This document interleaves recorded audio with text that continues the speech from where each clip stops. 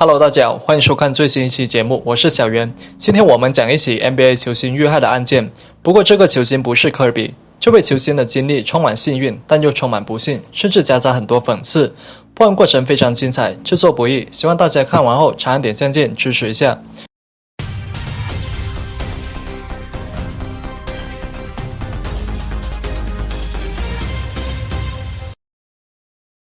正式介绍故事前，我们先来听一段录音。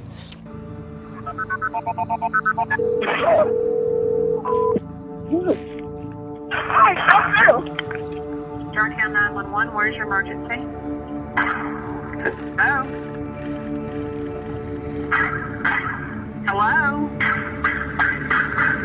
Hello? I have nothing but gunshots. Hello?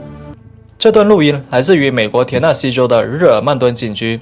2010年7月19日，一个男子匆匆忙忙拨打了911报警电话，说了一句类似于"我的天啊"的话语。警局接线员问他是否需要帮助，可还没等到男子的回答，电话里就传来了数声枪响。10几秒后，电话突然被挂断。但按照正确的操作流程，作为一个911接警员，接到这样的电话，第一时间应该找出电话拨出的位置，然后派遣附近的警员前往查看。可当时这位接警员并没有这样做，因为电话拨出的位置不属于他们的辖区，也没法确定报案人是否真的需要帮助。所以电话被挂断后，接警员只是把它保存，然后归档，然后才移交给报警电话所在的辖区科尔维尔。8天之后，科尔维尔警局的值班员整理材料时注意到了这个电话。从电话的声音来看，男子似乎很慌张，不像是报假警。而更重要的是，电话里还有好几次枪响。警员这才马上让同事前往查看。电话拨出的位置位于孟菲斯市的郊区，隶属于科尔维尔警局辖区，是一个非常偏僻的丛林地带。在电话拨出的位置附近，警员还真的看到了惊悚的一幕。地上躺着一具高度腐败的人类尸体，上面还盘旋着许多苍蝇。巡警立马封锁了现场，并向局里求助。那一时间，周围闻讯赶来的群众也蜂拥而至。由于时间点刚好是夏天，他费了好大一番功夫，法医才把残骸运回局里。他在等待法医鉴定结果出炉的同时科尔维尔警局的探员就走访了周围的住户，排查最近的失踪人口，但是都没有收获。直到后来，法医通过牙齿记录等信息，才确定了尸体主人的身份，他就是洛伦森·怀特，此前孟菲斯市著名的 NBA 球员。而发现尸体的地方科尔维尔，就是孟菲斯其中的一个辖区。前 NBA 著名球星暴毙荒野的消息传开后，立马引起了许多吃瓜群众的热议。天哪，到底是谁这么狠心，居然杀了洛伦森？当获悉儿子的死讯后，洛伦森的母亲更是悲痛不已。因为发现尸体前几天，他就一直在寻找儿子下落。如今虽然找到了儿子，但两人却已经天人永隔。那根据尸检报告，洛伦森身体多处中弹。根据警方的核查，8天前日耳曼敦警局接到的那个报警电话，正是洛伦森拨出的。电话中枪声响起的时间，就是子弹射中洛伦森的时候。洛伦森的母亲无法理解，接警员接到自己儿子报警后，为何不及时派人前往查看？如果警员有及时到达现场，那他儿子可能还留有一命。他对死者连射这么多枪，警方就猜测凶手的目的大概率是报复。那所以问题就来了，谁会痛下如此杀手，报复一个 NBA 球员呢？回答这个问题之前，我们还是先来简单了解一下洛伦森。1975年，洛伦森出生于田纳西州，父母在他很小的时候就已经离婚了。母亲住在密西西比州的牛津镇，父亲则居住在80公里外的孟菲斯。为了握住这份沉甸甸的亲情，洛伦森常年来回两头跑，后来才定居在孟菲斯。由于从小酷爱篮球以及2.1米的身高，洛伦森迅速引起了整个孟菲斯的注意。篮球场上很多年轻小伙子聊天时都会聊起洛伦森。你们那里是不是有个叫做洛伦森的家伙？这家伙打球猛得不要不要的。那从高中毕业后，洛伦森就婉拒了许多名牌大学的邀请，主动选择在自己的家乡孟菲斯大学就读。在1996年 NBA 的选秀大会上，以第7顺位被联盟选中。在 NBA 里前前后后打了13年的球。那效力过的队伍就包括快船、老鹰、灰熊、国王还有骑士。那对于许多亚洲球迷来说，洛伦森留下的印象之一就是他和辽宁对阵的情形。虽然2.1米的洛伦森在身高上不敌姚明，但是他优秀的防守能力还是让姚明吃了不少苦头。在 NBA 服役的13年，洛伦森获得了5500万美元的收入，这让他迅速挤进顶流阶层。赚钱的速度虽然厉害，但是花钱的速度也是同样厉害。洛伦森先后购买了几十栋豪宅，超跑名表那些那更是不在话下。在满足自己购物快感的同时，洛伦森也不忘报答孟菲斯的父老乡亲，从直接拿钱给周围亲朋好友买车买房，到成立基金会资助青少年。洛伦森的善举给当地人留下了很好的口碑，大家都称呼他是孟菲斯的儿子。1996年，洛伦森和希拉步入了婚姻的殿堂。两人从高中就互相认识，因为希拉是洛伦森教练的女儿。婚后两人先后生了6个小孩，丈夫负责打球养家，妻子负责貌美如花，全家一起乐哈哈。起初所有人都为这场硕果满满的爱情长跑鼓掌，可短短14年过后，掌声就变成了叹息声。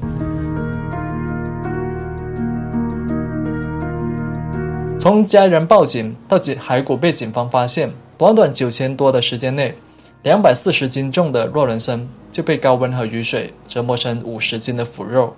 也就是在这短短几天内，一个母亲失去了自己的孩子，第5个孩子失去了父亲。洛伦森的母亲强忍悲痛，四处奔波搜集资料，寻找儿子死亡的真相。灰熊的老板更是表示，他们一定会找出凶手。在市长的牵头下，当局从许多部门抽调人员组成的调查组，包括司法中心、警长办公室、DEA 还有 FBI 等等。调查组搜查了洛伦森被看到的最后一个地方，他前妻希拉的住所，却没发现任何作案痕迹。房间里面的一切都很正常，家具没有一点肢体冲突留下的痕迹。可越是正常的表象背后，就越是可能隐藏着惊人的秘密。正如俗话说的，第一凶手往往是死者的枕边人。交谈中，希拉透露自己和洛伦森在很早之前就已经离婚了，因为丈夫背着她偷偷出轨，而且两人还因为最后一个孩子的夭折争吵不断。前夫来自己住所只是为了探望几个孩子。失踪的那个晚上，前夫接到了一个电话，然后就出门了。就此之后的事情他就不清楚了。希拉表示，前夫出门时手里还拿着一包毒品和一大叠钞票，说要花11万美元出去买个东西。希拉表示，当时自己本想追问洛伦森到底要买什么，但是碍于两人已经离婚，生怕还没谈上几句又大吵，所以就什么都没有问。根据希拉的口供，调查组把方向转到了当地的毒贩，因为孟菲斯当地的确有个贩毒组织，经常瞒着警方干各种违法勾当。前几个月还因此搭上了80多条人命。最重要的是，此前缉毒局也确实调查过洛伦森，怀疑他和本地的大毒贩有来往。这个毒贩就是佩蒂斯，还有他的小跟班鲍比。在案发前几年，洛伦森就向这2个人出售了自己的跑车，看似是正常的交易，可缉毒局一查却发现，交易后跑车的主人还是洛伦森。由此他们就怀疑洛伦森曾协助毒贩洗钱。结合前妻的口供，丈夫手里拿着11万美元，那会不会是毒贩让洛伦森帮忙洗钱呢？又或者双方一时谈不拢，然后发生了命案。案发时洛伦森窘迫的财务情况似乎也能佐证这个猜想。一番调查猛如虎，一看结果250。就在调查组以为快要接近真相时，隔壁州的警局传来消息，案发当时这2个毒贩刚好被警方拘禁，根本没有作案时间，所以凶手不可能是他们。那凶手会是谁呢？为了获得更有价值的线索，洛伦森的亲朋好友向社会众筹，希望募集资金，以此奖励提供有用线索的人。可最终却只收到了2.1万美元，其中1万美元来自于洛伦森曾效力的灰熊队，另外1万美元则来自于联邦快递。至于剩余的那1000，还是来源于一家电视台的犯罪节目。洛伦森发达时给周围人和社区做了那么多的善事，为什么偏偏就没有人愿意捐钱呢？这就得说回希拉了。在丈夫去世之后，希拉写了一本书，这本书写了洛伦森的家暴和贩毒等等情况，把洛伦森此前建立的形象冲击得荡然无存。当地人最恨的就是毒品。正如前面小袁说过的，在案发当年，孟菲斯就有80多个人因毒丧命。就这样，调查陷入了死胡同。直到案发2年后，一个意外的举报线索出现了。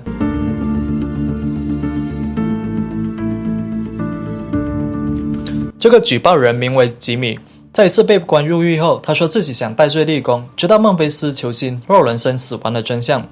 翻了一下吉米的身份，警方着实吓了一跳，他刚好就是希拉的表弟。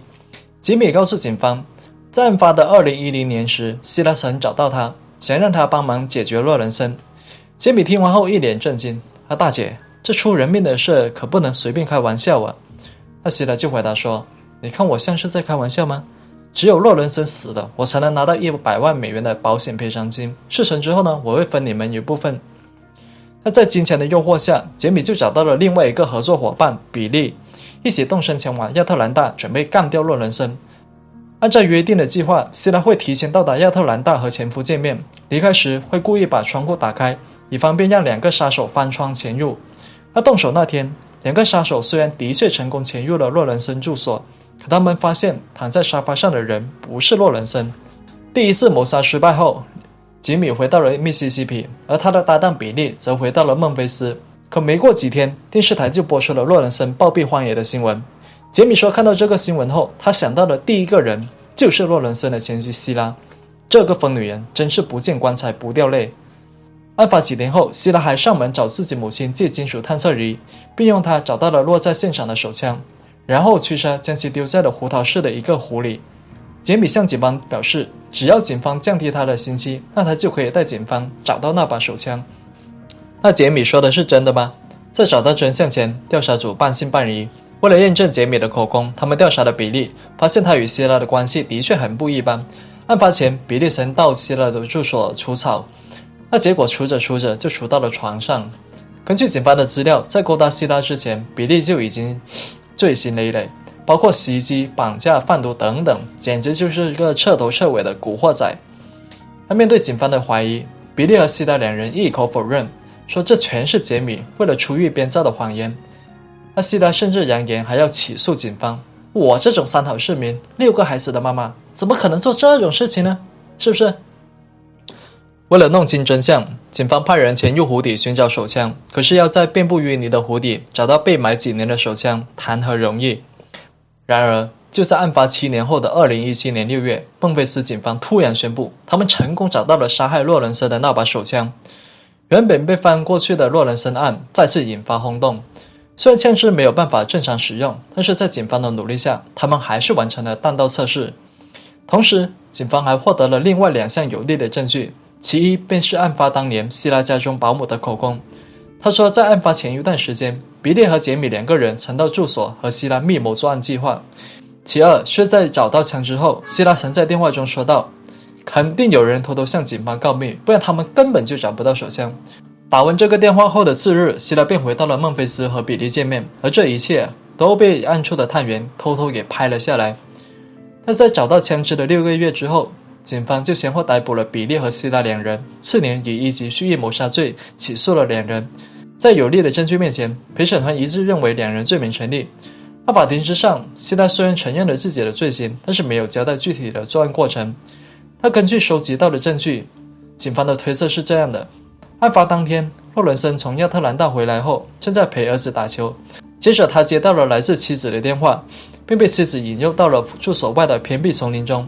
洛伦森本以为希拉是想和自己好好谈谈2人的关系，不料却被希拉和比利枪杀。也就是在这个时候，日耳曼顿警局接到了洛伦森的报警电话。作为一个身体条件过硬和篮球技术到家的 NBA 球员，洛伦森本可以在 NBA 书写自己的传奇，可却因为遇到了一段错误的姻缘，毁掉了一切。